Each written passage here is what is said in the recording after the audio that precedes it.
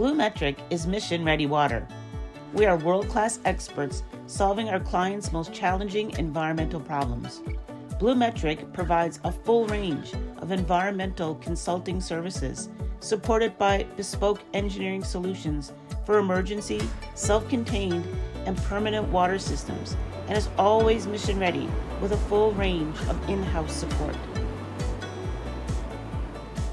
There is no successful mission without water. We are proud to partner with Atlantic Canadian Industries. We are mission-ready water. I'm Alan Dale from Gale Force Winds, and I'm having a great time here at MASS 2024 in beautiful St. John's, Newfoundland. I want to tell you that great things are happening here in the last couple of days. Conversations are unfolding. People are really leaning in to how they can help one another, how they can do business correctly in the Arctic, focus on safety, security. Thank you to our good friends at ACADA for bringing this conversation alive, and certainly to our friends at BlueMetric, who are true thought leaders, that they understand that the conversation matters and it's got to leave the showroom floor and hit the internet. And on that note, Tom, why don't you go ahead and introduce yourself? Tell us what you do. My name is Tom Cooper Allen. I'm a professor at the Faculty of Business Administration at Memorial University. I wear a lot of different hats, but that's my main gig.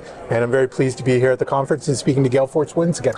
Well, it's great to have you on, Tom. And a professor at MUN, at Faculty of Business Administration, where is the connection to maritime Arctic safety and security? Tell me that. Yeah, today I'm on a panel in about an hour or so, and I'm talking about a really interesting, evolving issue for a lot of organizations, which is environmental, social, and governance reporting, but what we call ESG reporting. Now, that makes a lot of press, especially in the United States, where people are saying, oh, you know, should we be investing in these ESG-related firms, et cetera, et cetera. And it's almost like at the beginning of a wave. Mm-hmm. And what it's really about is how do especially small to medium-sized companies and organizations convince larger organizations that they're doing some really cool and interesting stuff around environmental, social, and governance activities. And moreover, how do larger companies, regardless of the sector that they're in, demonstrate their environmental, social, and governance objectives. And it's tied into the United Nations Sustainable Development Goals. It's tied into a whole bunch of other types of regulations that are emerging, especially in Europe. And that's what I'm here to talk about today at this awesome conference around how do organizations, because as we know, maritime is global. Mm-hmm. It's a global issue, and this is a global trend that we're seeing for organizations to report on what they're doing from an environmental, social, and governance perspective. Could you give us a portion about what you're going to talk about, some of the key highlights? Sure. I'm just going to talk a little bit in terms of it doesn't matter if you're a large company like Boeing, who's here sponsoring the coffee break, or if you're a small company that's just starting off. It's very much in terms of what do we mean by environmental, social, and governance. And environmental may be saying, okay, well, here's our current GH2 emissions. How do we reduce those? And both, I know in Gale Force Winds, you guys spend a lot of time on planes and going everything from there, but that's an example. What's our strategy around travel? Is there ways we can do to mitigate that and reduce that in terms of our emissions?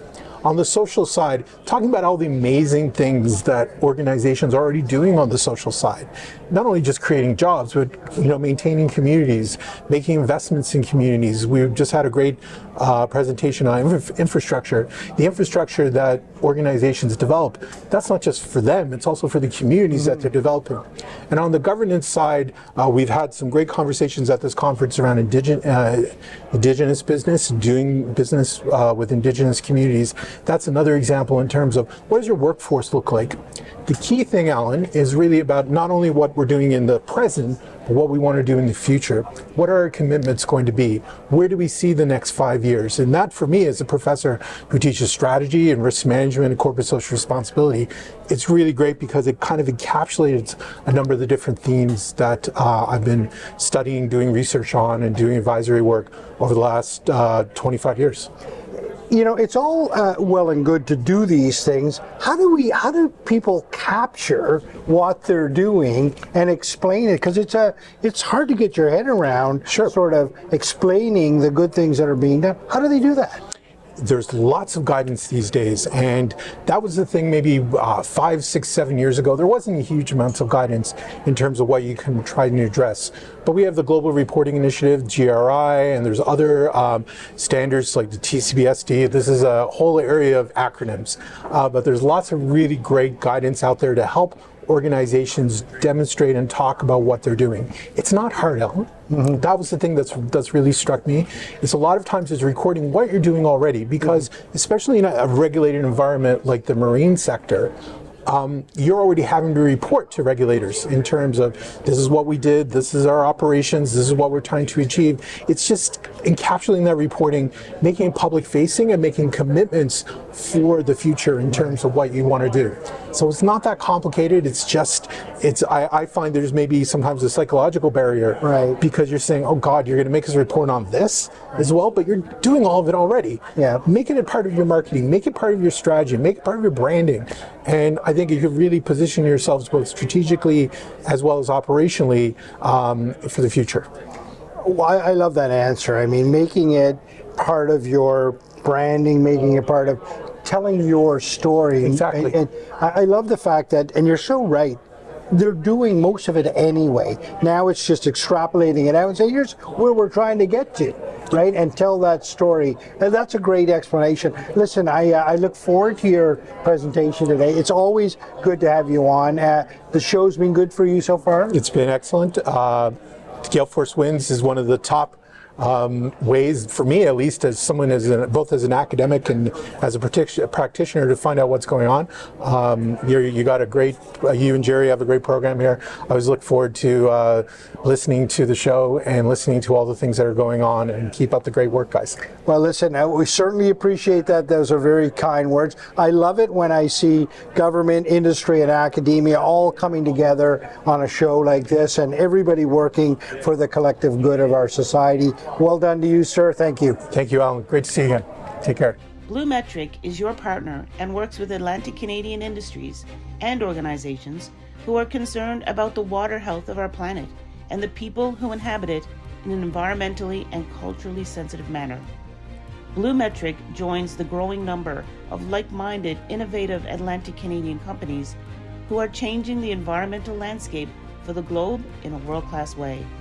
World-class experts solving our clients' most challenging environmental problems. We are mission ready water.